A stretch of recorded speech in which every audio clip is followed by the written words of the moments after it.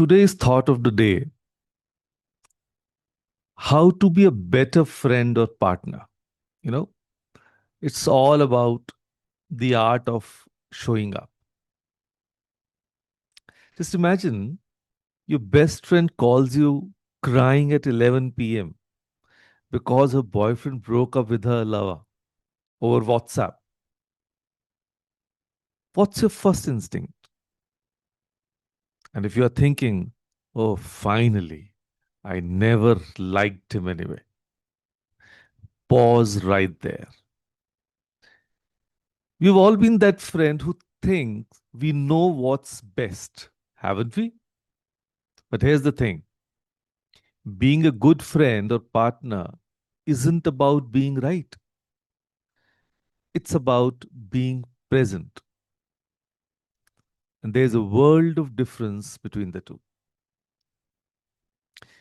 Let's be honest. How many of us have had that friend who only calls when she needs something? Or that partner who remembers your birthday only because Facebook reminded them? So we've all been on both sides of these relationships and we know how it feels. In a Instagram perfect world, we are so busy curating our lives that we forget to actually live them with real people, having real conversations, building real connections. We are more connected than ever, yet loneliness is at an all time high. Why? Because we've forgotten how to show up for each other. And all those who are working in the social media space, we are more worried about increasing our subscribers in the online world than actually increasing our friends, number of friends in the real world. We don't even think about it anymore. A strong relationship, whether friendship or romantic, stands on four pillars. Think of them as the corners of your favorite kurta. Remove anyone and the whole thing falls apart. So let me share those four pillars. The pillar number one: listening, not just hearing. And there's a difference between waiting for your turn to speak and actually listening. So when your friend is telling you about her terrible day at work, are you genuinely present? Or are you mentally preparing your own story about your equally terrible boss? So, real listening means putting down your phone when someone is talking to you. It means asking, how did that make you feel? Instead of immediately jumping to, you should have done this instead. So, here's what changed everything for me. I started repeating back when people told me, so what I'm hearing is, it sounds simple, but it's revolutionary. Try it tonight with your family at dinner. Then, pillar number two: trust. Now, that has a very, very fragile foundation. It's like a glass bangle, beautiful when whole, sharp when broken, and nearly impossible to mend perfectly. In Indian families, we often struggle with this because we are taught to share everything with our mothers, who then share it with their sisters, who then, you know the drill? Everybody saying, don't tell anyone. And after some time, the whole world knows about it. But trust means your friend's secret stays with you, even when it's juicier than the latest Bollywood gossip. It means when your partner says, I'll be home by 9, you don't start calling at 9:15 assuming the worst.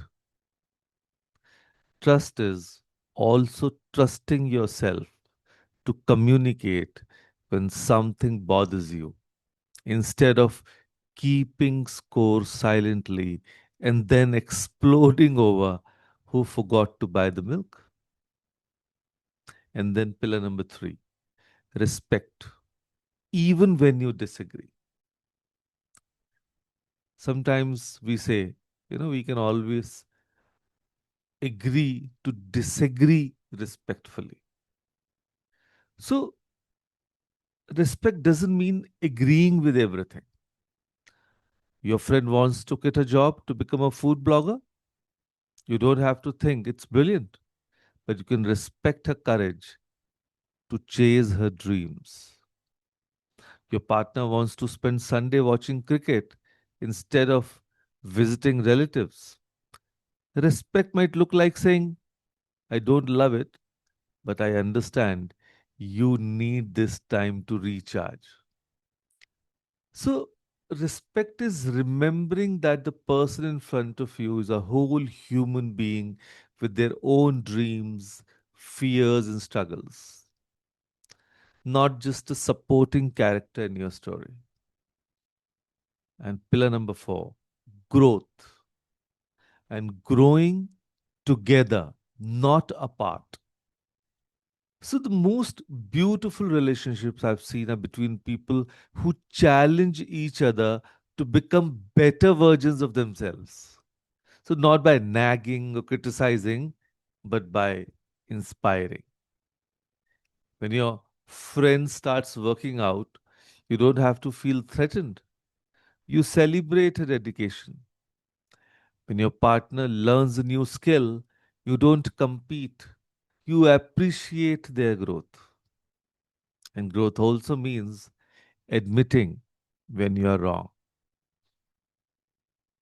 And in culture, I would say, where ego is often tied to respect, this can be particularly challenging. But saying, I was wrong and I'm sorry, doesn't make you small, it makes you real. And in fact, accepting your mistake doesn't make you weak, it makes you strong. It needs a lot of courage to accept. So here's a question that will change everything. Am I showing up fully or selfishly? So when your friend is excited about something you find boring, are you genuinely happy for her or are you just waiting for your turn to talk?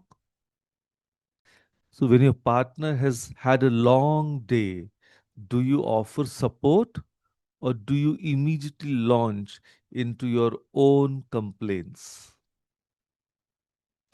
Being emotionally available doesn't mean being a therapist. It means being genuinely present when someone needs you and having the wisdom to know when they need space. So I started asking myself this question every day, that today, was I the kind of friend I would have want to have, or was I the kind of partner I would want to be with? Sometimes the answer was uncomfortable, but it always led to growth. It always led to better relationship. It always led to closer bonding. So here's what I've learned. Strong relationships aren't about finding the perfect person. They're about choosing to be the right person every single day. It's about showing up imperfectly but consistently. It's about choosing love over being right, connection over perfection, and presence over presence. So tonight, I want you to do two things.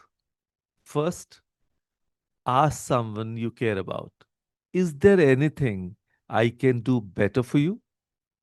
And then, this is crucial, listen without defending yourself. And second, write down one specific thing you'll improve starting today. Not that I'll be a better friend, that's too vague, but I'll put my phone away when my sister is talking to me. Or I'll check in on my friend once a week without needing anything in return. So remember, every small act of love creates ripples. Be the friend you wish you had, and be the partner you would want to wake up next to every day. So the world needs more people who know how to show up, because at the end of the day, we won't remember the perfect Instagram post or the flawless conversations, but we'll remember the people who held space for us when we needed it most, and the moments when we did the same for others.